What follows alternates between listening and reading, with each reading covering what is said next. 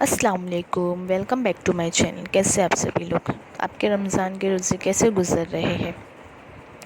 और यहाँ पे मैं भी रात का वक्त है, खाना वगैरह खा के तरावी की नमाज़ पढ़ने के बाद खाना खाते हैं। तो खाना वगैरह हो गया है, अभी मैं किचन साफ़ करने आ रही। और किचन मैंने देखी तो मैंने बोली अल्लाह अकबर, ये मेरे किचन है, इतना कैसे गंदा हो गया। तो ये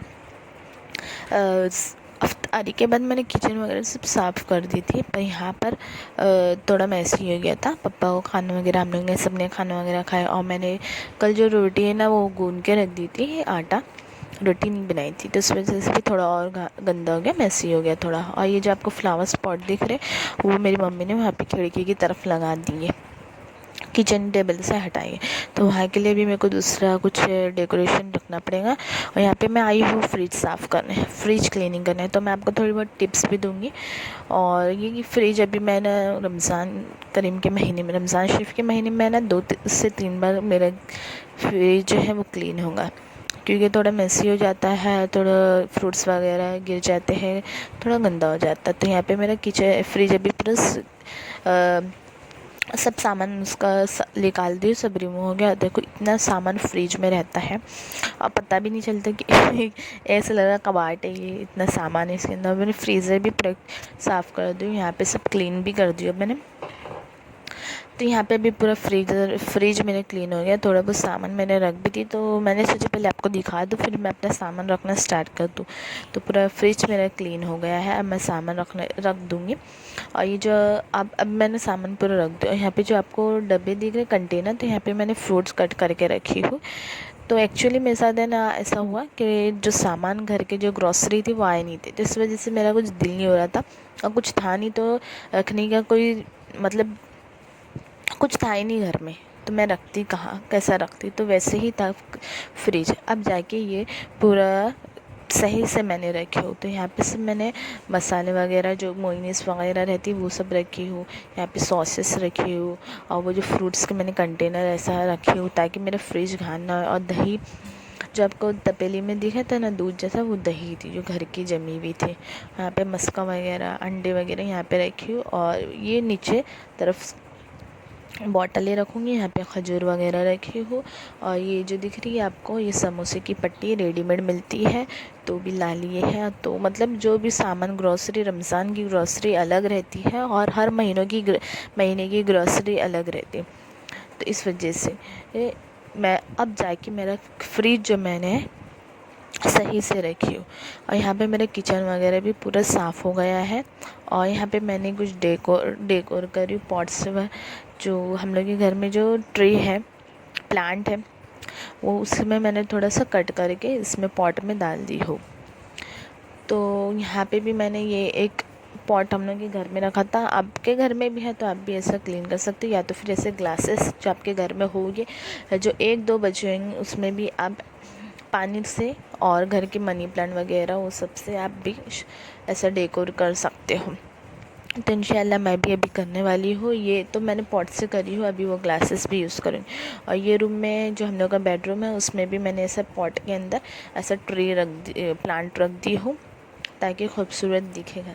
और यहाँ पे अभी मेरा काम वगैरह हो गया था, तो चाय बनाने आ गई थी। मम्मी को चाय चाहिए, तो रात भर हम लोग जागते सहरी करके नमाज़ वगैरह पढ़ के ही सोते हैं। यहाँ पे चाय बनाने आई, गुड़ की चाय बना मम्मी को चाहिए था, तो गुड़ की चाय बना रही हूँ। मेरा काम वगैरह हो गया। और जैसे कि आपने देखे काबुली चने और काले चने भिगाने रखी हूँ, तो वो भी मैं स्टोर करके वो भिगा के बॉईल करके पूरे रख दूँगी। तो इस तरीके से मैं अपनी रमज़ान की तैयारी करती है, रमज़ान की प्रिपरेशन थी मेरी। तो वो अब जाके हुई, क्योंकि उसकी जो ग्रॉसरी थी अब जाके आई है। तो कोई मतलब नहीं आता है कि बिना ग्रॉसरी के स्टोर करके या रखना। तो ये थी मेरी रमज़ान की प्रिपरेशन। यहाँ पे गुड़ की चाय बन गई है और यहाँ पे मैं अपनी चाय भर रही हूँ। और मम्मी वगैरह हम लोग सब, पापा वगैरह सब हम लोग पियेंगे, मेरी बहन, मैं। और यहाँ पे मैं अपनी चाय लेके बैठ गई हूँ। अक्सर मैं आपको जैसे ये पता है यहाँ पे बैठ के मैं चाय पीती हूँ।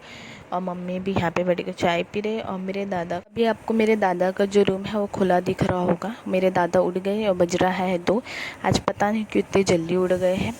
और वो ईशा के बाद नमाज़ वगैरह पढ़ के सो जाते हैं और जल्दी से उठ भी जाते हैं।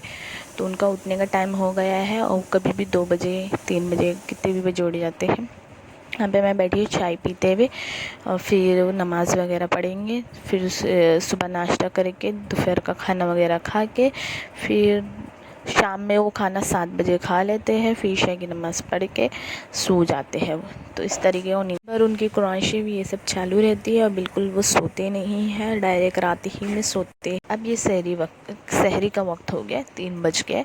यहाँ पे मैं आ गई और यहाँ पे मैंने इसको ट्रांसफ़र दूध तपेली में कर दी, क्योंकि ये जब भीगते ना तो बड़े हो जाते हैं। तो ये भीग गए थे तो इसमें पूरा बाहर आ रहा था, तो मैंने इसको ट्रांसफ़र कर दी हूँ। अभी यहाँ पे मैं एक कुकर लूँगी, उसमें मैं बनाऊँगी, उसमें ऐड करूँगी मैं आलू बॉईल करने रखी हूँ। मैं आज बना रही हूँ पूरी और आलू। तो जैसे कि अगर पिछले रमज़ान में या उससे रमज़ान शरीफ के महीने में हम लोग के घर में पूरी भाजी आती है नीचे से, तो ये टाइम बहुत मिस कर रहे थे मम्मी हम लोग सब। तो इस वजह से मैंने सोची कि आज मैं पूरी भाजी बनाऊँगी। तो ये पूरी भाजी मैं पूरी की आपको मैं रेसिपी बता देती हूँ। मैंने पूरी के लिए चावल का आटा ली हूँ और घी ली हूँ और नमक लूँगी बस। ना ही सोडा लूँगी, ना ही इसको रेस्ट करने रखूँगी और ना ही कुछ ऐसी चीज़ लूँगी जिससे वो फूले, और ना ही इसको रेस्ट करने रखूँगी। मतलब ये इंस्टेंट वाला जो पूरी है वो बनाने वाली हूँ मैं।